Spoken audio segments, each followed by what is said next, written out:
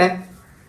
तो हेलो दोस्तों, कैसे हो आप लोग। मेरे हिसाब से सब लोग ठीक हो गए और अच्छे से तैयारी कर रहे होंगे। जैसा कि आप लोगों को पता है, आपका एसएससी सीपीओ 2022 का प्रीलिम्स है 9 नवंबर से स्टार्ट होने जा रहा है। तो आप लोगों ने जैसी भी तैयारी करी हो तो उससे रिलेटेड कैसे आपको उसका काम रहना है और कैसे आपको अटेम्प्ट करना है, तो एक छोटा सा इंट्रोडक्शन मैं आपके लिए दूंगा। जैसे मैंने कुछ चीज़ें अपने बेस पे की थी और क्या किया था, या फिर कैसे आपको थोड़ा ब्रीफ में कैसे कामनेस आएगी, क्योंकि लास्ट टाइम चल रहा है। लास्ट टाइम में आपको थोड़ा नर्वसनेस रहेगी, ऑब्वियस है, क्योंकि अटेम्प्ट है, तैयारी करी है, तो सिलेक्शन हो ना हो इस पर थोड़ा दिक्कत आती है।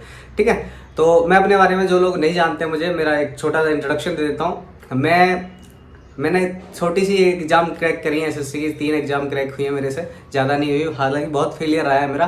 तो मेरी सबसे पहली एग्जाम थी पोस्टल असिस्टेंट, तो मैं एक्स पोस्टल असिस्टेंट हूँ। और दूसरा मेरा था दिल्ली पुलिस एसआई, तो मैं एक्स दिल्ली पुलिस एसआई हूँ 2017 सीपीओ से। और उसके बाद मैं सीजीएल में सेलेक्ट हो गया था। उसके बाद मैंने फर्दर तैयारी नहीं करी, तो वो अलग सिचुएशन है। ठीक है, तो मैं यहाँ पे आया हूँ जो दिल्ली पुलिस में जो अभी अपियर हो रहे हैं, जो बंदे नए हैं उनके लिए, और जो एक्सपीरियंस है मे भी उनको कुछ चीज़ें मिले या फिर ना मिले या फिर सिमिलर रहें। तो मेरा ऐसा कुछ नहीं मोटिव है कि आप लोगों को भ्रमित करना या फिर आप लोगों को हाइप क्रिएट करना। मेरा एक छोटा सा इंट्रोडक्शन है कि जो भी बंदा पहली बार अपियर हो रहा है उसको एक कामनेस आए अपने, मतलब एक आराम से वो जाए पेपर में सिलेक्शन लेने, एक कामनेस के साथ जाए। तो एक छोटा सा ब्रीफ इंट्रो देता हूँ मैं। ठीक है, तो आपको पता है जैसे सीपीओ का पेपर जो है वो 2 घंटे का होगा और 50-50 सेक्शंस होंगे, ये सबको पता है ब्रीफ में। जो लोग पहली बार या फिर गांव से तैयारी कर रहे हैं या फिर जिनको नहीं पता है, तो उनके लिए भी मैं बता देता हूँ 50-50 सेक्शंस के होंगे।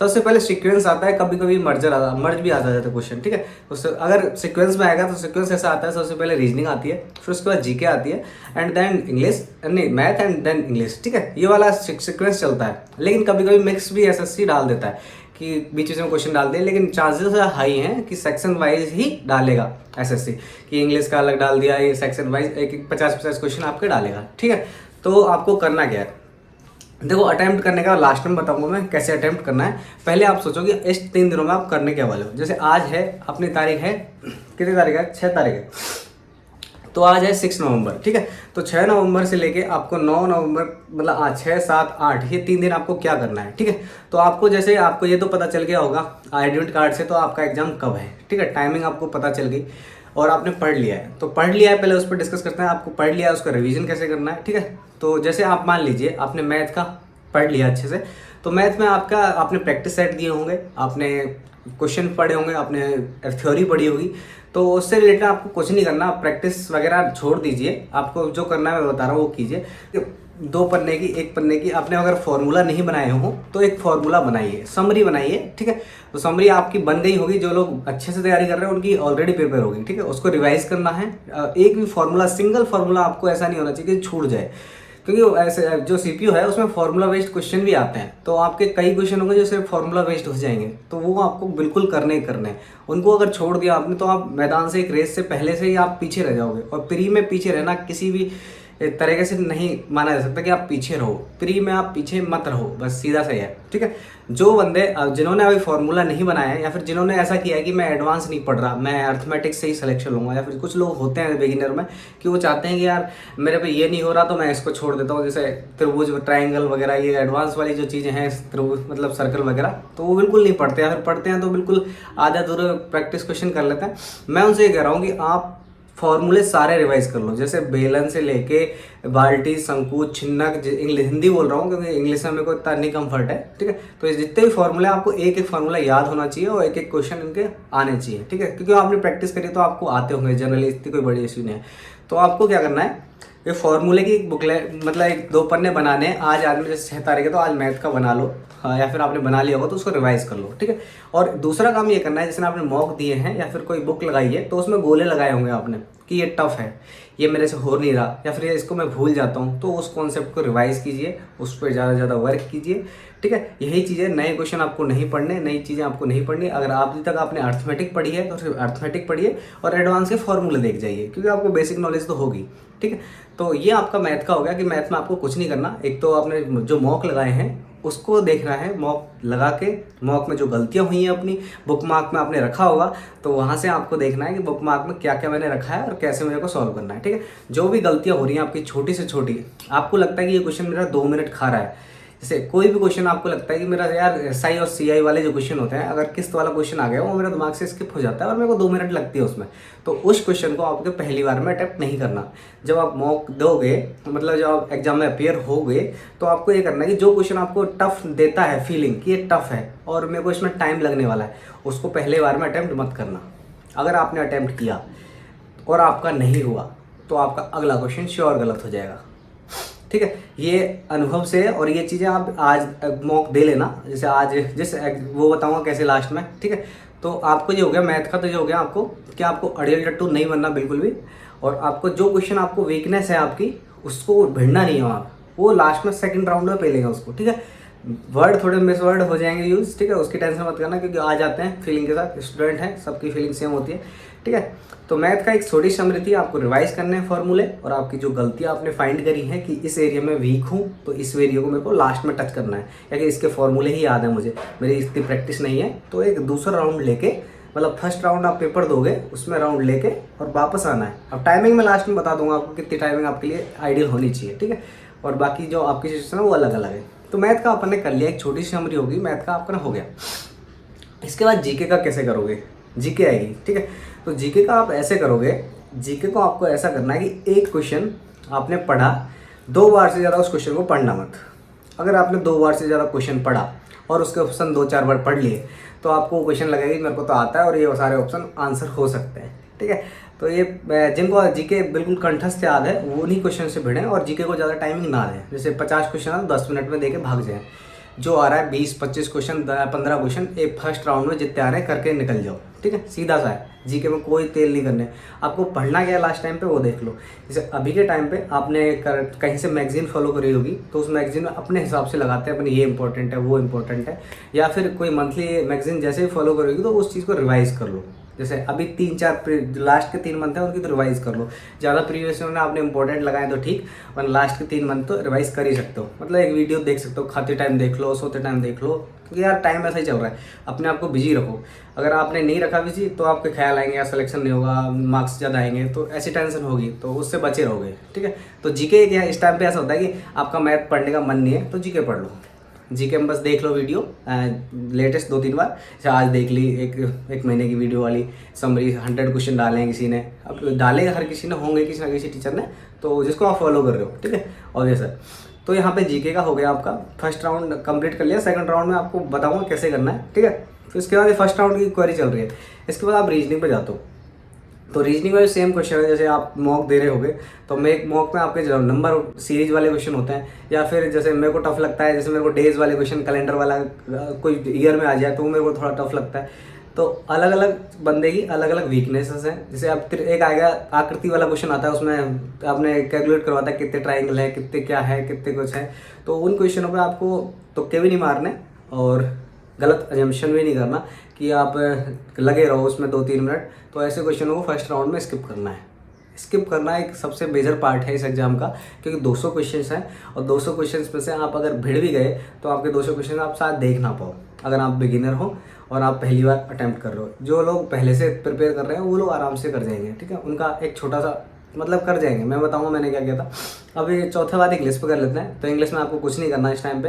इंग्लिश में आपको यही करना है कि अपनी वीकनेस पता है आपको कि एक पैटर्न देखना है कि मेरे उसमें आते हैं। एक तो ग्रामर में देख लेना, ग्रामर में जैसे आपको कुछ आप भूल जाते हो, जैसे अनकाउंटेबल नाउन वगैरह भूल जाते हो, प्रैक्टिस कर रहे हैं जो नहीं भूलेंगे लेकिन फिर भी भूल जाते हैं कुछ लोग, तो उनको एक बार रिवाइज कर लेना, मतलब ग्रामर रिवाइज कर लेना अपनी। बाकी फ्लो में कोई दिक्कत नहीं है, फ्लो आपका बना हुआ है क्लोज, पैसेज और फिगर्स का, उसकी प्रैक्टिस करने की जरूरत है नहीं। अब 3 दिन रहे हैं तो इंग्लिश का कुछ ऐसा नहीं है आप 3 दिन में पढ़ के भी कुछ उखाड़ लोगे। बस ये कर लेना, 1 वर्ड हुआ और इडियम फ्रेज है, उनको अगर आपको लगता है कि रिवीजन कम हुआ है आपका तो उनका रिवीजन आप 2-3 दिनों में कर सकते हो। ठीक है, वोकैब का जो पोर्सन है उसका रिवीजन कर सकते हो, जो भी 1 वर्ड है और इडियम है। ठीक है, ये हो गया आपका रैंडम।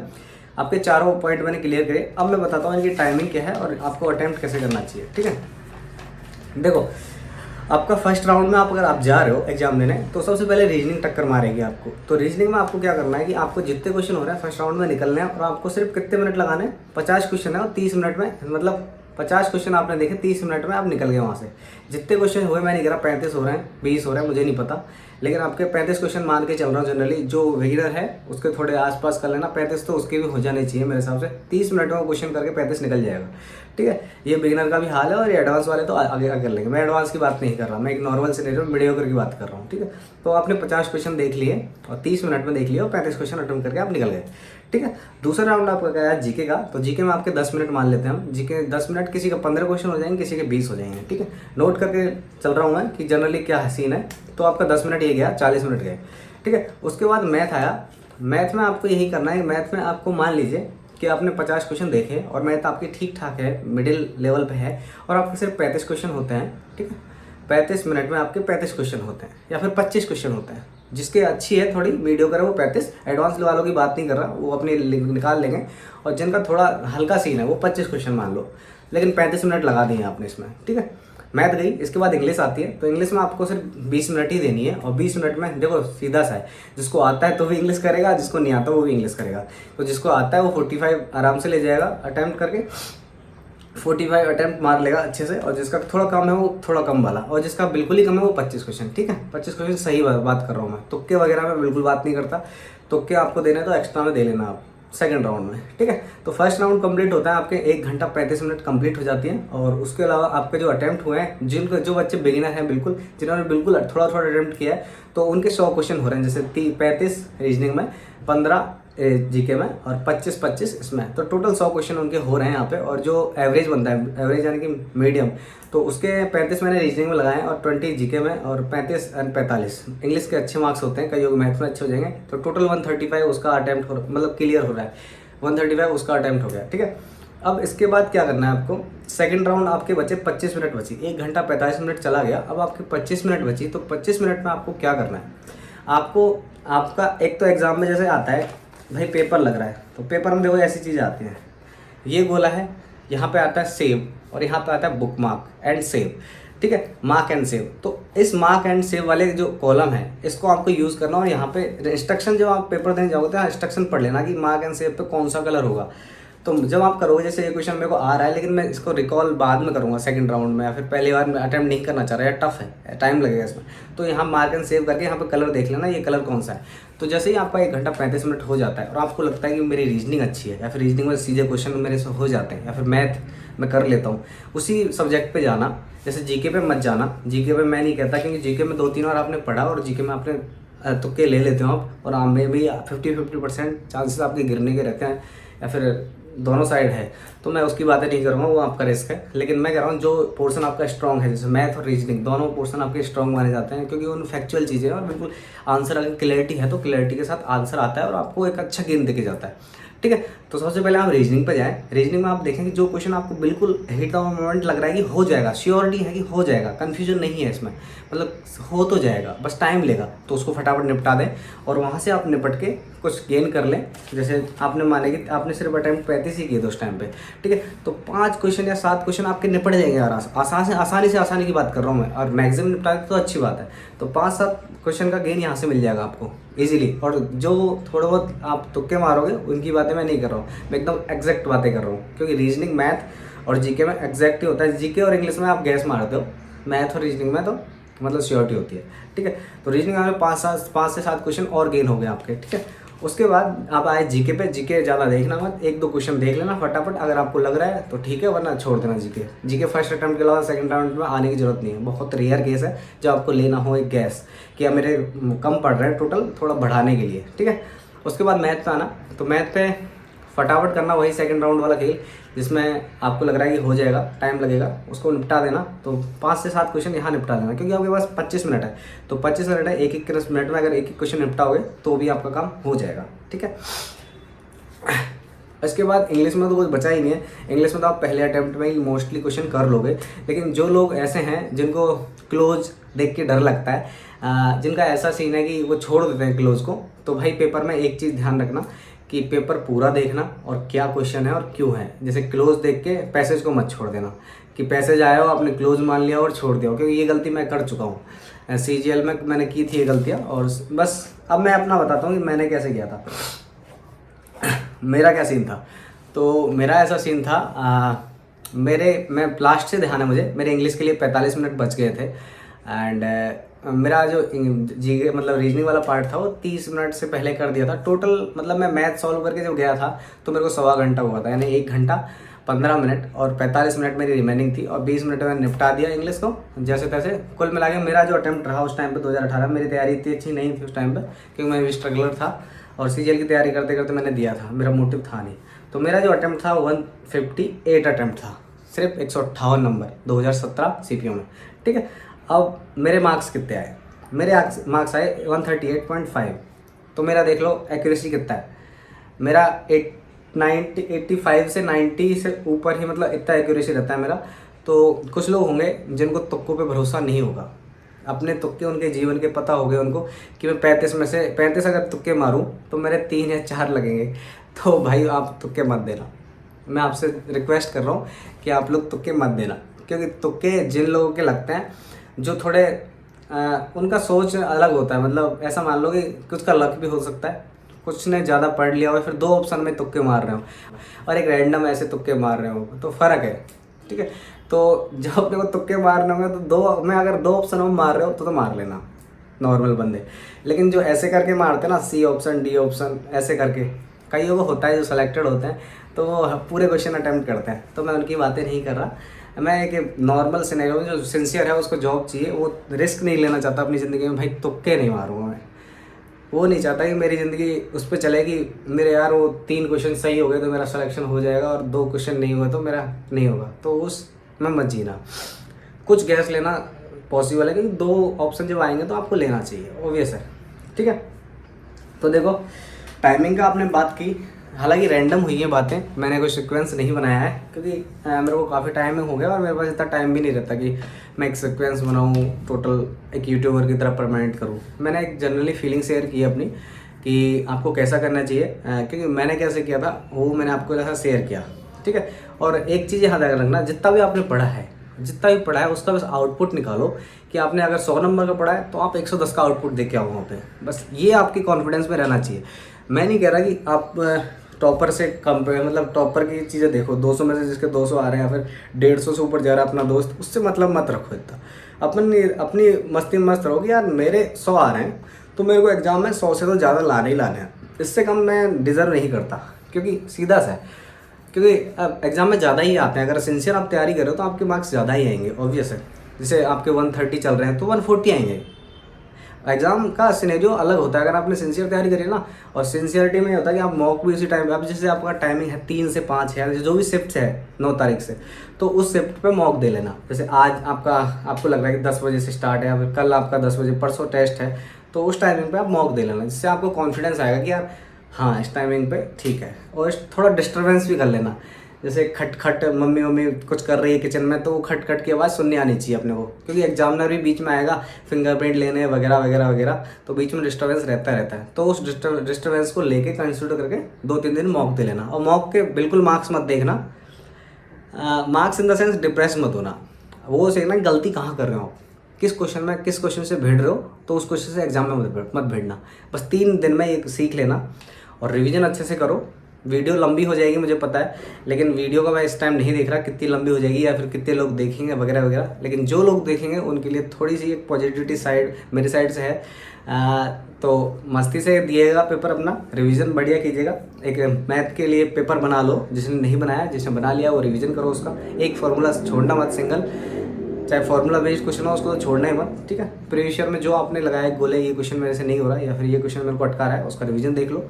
उसके अलावा वोकैब इंग्लिश में 1 वर्ड ईडियम ये देख लो। मैं PQRS वगैरह देखने की जरूरत नहीं है इस टाइम पे।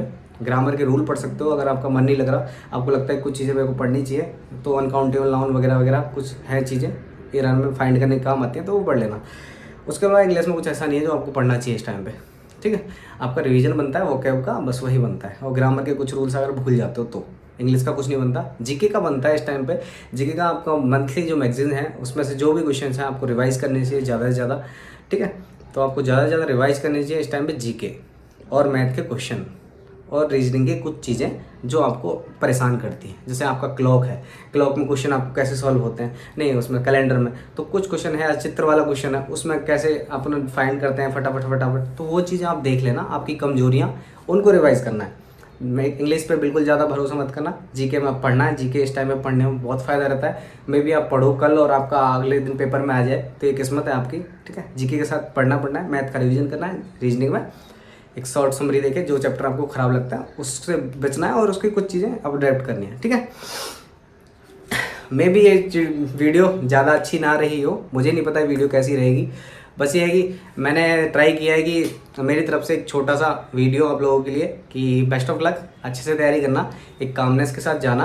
और एक चीज़ है, जैसे अपनी आईडी में डेट ऑफ बर्थ देख लेना, क्योंकि एग्जाम सेंटर पे जाओ और डेट ऑफ बर्थ ना हो आपकी आईडी में तो फिर वो लेंगे नहीं। जैसे आधार कार्ड में कभी कभी क्या होता है कि उसमें सिर्फ 1993 या फिर कुछ सन मेंशन होता है और उसमें डेट ऑफ बर्थ नहीं होती, तो उसका ध्यान रख लेना, क्योंकि डेट ऑफ बर्थ होनी चाहिए वरना वो बाहर निकाल देंगे एग्जाम सेंटर से। बाकी 1 घंटे पहले जाके बैठ जाना और चिल करना, जितना आपने पढ़ा है उतने नंबर आपके आएंगे। अगर आपने तैयारी सिंसियर की है, मॉक से नीचे नंबर किसी के नहीं आते, इन द सेंस वो अपने पेपर में भिड़ जाए या फिर कोई इमोशनल ट्रॉमा ना हो जाए उसके साथ, ठीक है, कि उसका दिमाग किसी चीज़ से ख़राब ना हो जाए। वरना जनरली सबके अच्छे नंबर आते हैं, जिन्होंने सिंसियर तैयारी की है उनके तो आते ही आते हैं, मॉक दिए हैं बिल्कुल आएंगे आपके नंबर। तो मेरी तरफ से आप लोगों को बहुत बहुत मतलब बेस्ट ऑफ लक विशेष है, अच्छे से फोड़ के आना और बताना मेरे को कि कैसा रहा आपका पेपर। मे भी मैं ज़्यादा एक्टिव नहीं हूँ, लेकिन मेरी आप लोगों की विशेष है, आप लोगों से थोड़ी उम्मीदें हैं कि शायद मैं किसी की हेल्प थोड़ा बहुत कर पाऊँ। तो इसी के साथ मैं अपनी वीडियो करता हूँ कंक्लूड, क्योंकि मेरे को थोड़ा और भी CGL की अगर किसी का हेल्प हो पा रहा है तो वो भी मैं सोचूंगा एक वीडियो अपलोड करने की, प्रिवेंटिव ऑफिसर वगैरह की, ठीक है। तो इसी के साथ मैं अपनी वीडियो कंक्लूड करता हूँ। तो इसके बाद जय हिंद, जय भारत, अपना अच्छे से ध्यान रखिएगा, रिवीजन करिएगा और अच्छे से एग्जाम को फोड़ के आइएगा।